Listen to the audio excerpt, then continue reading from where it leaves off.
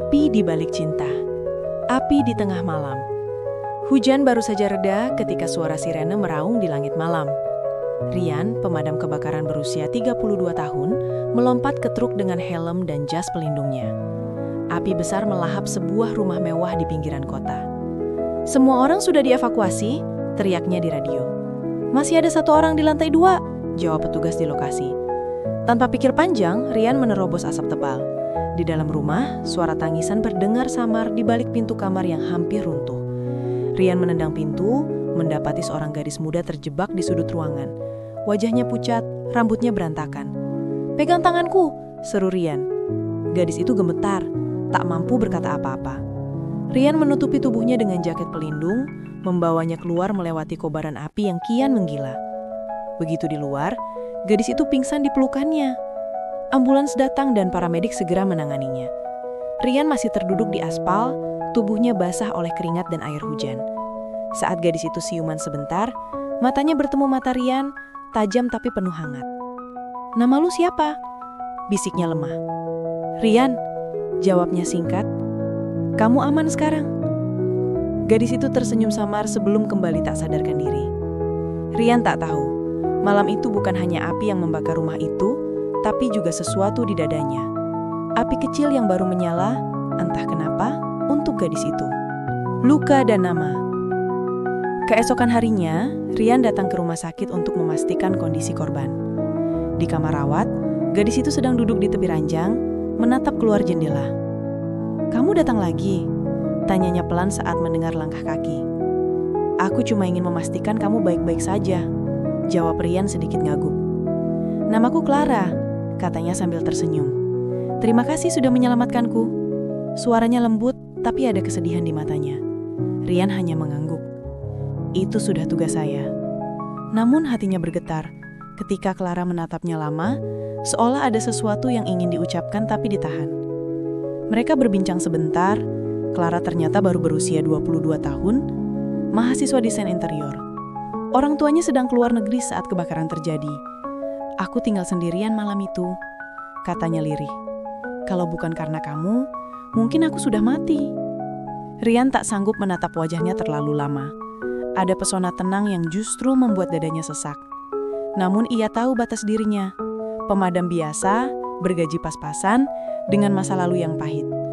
Istrinya meninggal 5 tahun lalu karena kecelakaan. Sejak itu ia menutup diri dari cinta. Tapi Clara, entah kenapa, membuat tembok itu mulai retak. Ketika ia pamit, Clara memanggilnya. "Rian, boleh aku traktir kopi nanti? Aku ingin berterima kasih dengan jaraku sendiri." Rian tersenyum tipis. Kopi terdengar bagus. Ia berjalan pergi, tapi langkahnya terasa ringan. Lebih ringan dari biasanya. Percikan kecil. Seminggu kemudian, mereka bertemu di sebuah kafe kecil di sudut kota. Clara sudah menunggu, mengenakan gaun sederhana berwarna biru muda. Rian datang dengan seragam dinas, baru saja selesai bertugas. "Kamu terlihat lelah," ujar Clara sambil tersenyum. "Biasa, api tak kenal waktu," jawabnya berseloroh. Obrolan mereka mengalir ringan. Clara bercerita tentang mimpinya menjadi desainer interior, sementara Rian berbagi kisah tentang pekerjaannya memadamkan kebakaran dan menyelamatkan nyawa. Tak ada canggung, hanya kehangatan yang tumbuh perlahan. Namun di balik tawa mereka, Rian merasa ragu. Ia sadar perbedaan usia dan status sosial mereka terlalu jauh. Clara dari keluarga kaya, sedangkan ia hanya pria sederhana. Tapi setiap kali melihat senyum gadis itu, semua logika tidak penting. Saat hujan mulai turun di luar, Clara memandangnya lembut. "Kamu tahu, sejak malam itu aku tidak bisa berhenti memikirkanmu," katanya jujur. Rian terdiam. "Clara, jangan. Aku bukan orang yang pantas untukmu." Clara menggeleng. "Aku tidak peduli siapa kamu, Rian.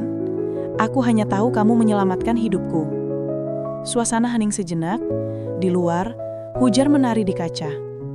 Rian menatap ke bawah, lalu menghela nafas panjang. "Aku takut, Clara. Aku sudah kehilangan seseorang dulu." Clara menggenggam tangannya pelan. "Mungkin kali ini kamu tidak perlu kehilangan lagi." Kata-kata itu menembus hatinya.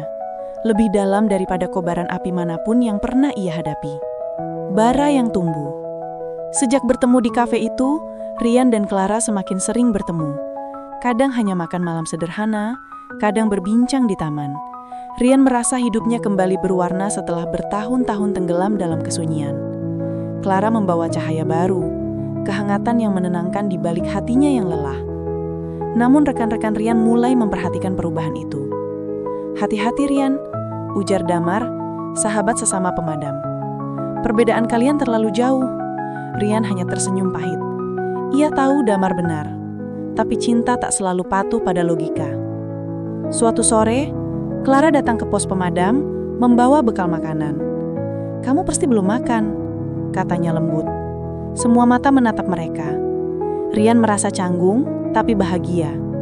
Saat mereka makan berdua di sudut pos, Clara menatapnya dengan mata berkilau. "Aku ingin mengenalmu lebih dalam, Rian."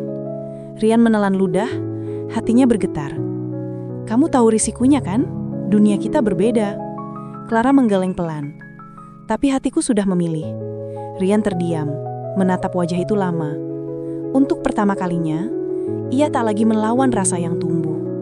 Biarlah cinta ini menyala, walau kecil dan rapuh. Luka lama. Hubungan mereka mulai diketahui publik. Media lokal menulis artikel tentang pemadam sederhana dan gadis kaya yang jatuh cinta. Clara tak peduli, tapi Rian merasa bersalah. "Aku tidak ingin kamu jadi bahan omongan," katanya suatu malam. "Aku tidak peduli omongan orang, Rian," balas Clara tegas. "Yang aku tahu kamu tulus." Namun bayangan masa lalu kembali menghantui Rian.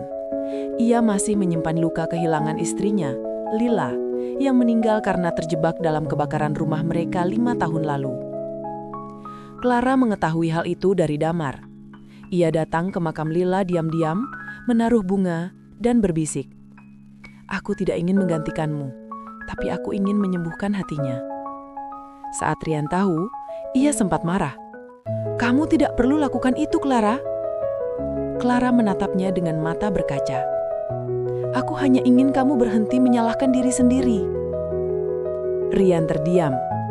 Dalam keheningan itu, ia sadar Clara tidak datang untuk menghapus masa lalunya, tapi untuk menuntunnya berdamai. Perlahan, ia mulai membuka hati, membiarkan Clara masuk lebih jauh. Ujian api. Suatu malam, alarm darurat kembali berbunyi. Sebuah apartemen terbakar di pusat kota. Rian dan timnya langsung berangkat. Tapi tak disangka, Clara juga berada di sana. Ia sedang mengantar desain proyek ke salah satu klien di gedung itu. "Clara!" teriak Rian panik saat tahu ia terjebak di lantai 3. Ia nekat masuk sebelum tim evakuasi siap. Asap pekat menyesakan dada, namun ia terus memanggil nama gadis itu. Di tengah api yang berkobar, Rian menemukan Clara bersembunyi di balik meja. Ia segera menggendongnya menuruni tangga yang hampir luntuh. Sebuah balok terbakar jatuh menimpa bahunya, tapi ia tetap melindungi Clara. Begitu keluar, tubuh Rian roboh. Clara menjerit, memeluknya. "Rian, bangun, tolong!" Suara sirene memekakkan telinga. Para medis segera datang. Dalam kesadarannya yang memudar, Rian berbisik lemah, "Aku berjanji tak akan kehilanganmu." Clara menangis, menggenggam tangannya erat. Api mungkin padam, tapi cinta mereka justru terbakar semakin besar. Di antara hidup dan mati, Rian dirawat intensif di rumah sakit. Luka bakarnya parah, bahunya harus dioperasi. Clara setia di sampingnya siang dan malam. Ia menolak pulang meski keluarganya marah besar karena hubungannya dengan Rian dianggap memalukan. "Dia menyelamatkan nyawaku 2 kali, Ayah. Aku tidak akan meninggalkannya," kata Clara tegas. Sementara itu, Rian berjuang melawan rasa sakit dan rasa bersalah. Ia ingin hidup, bukan untuk dirinya, tapi untuk Clara.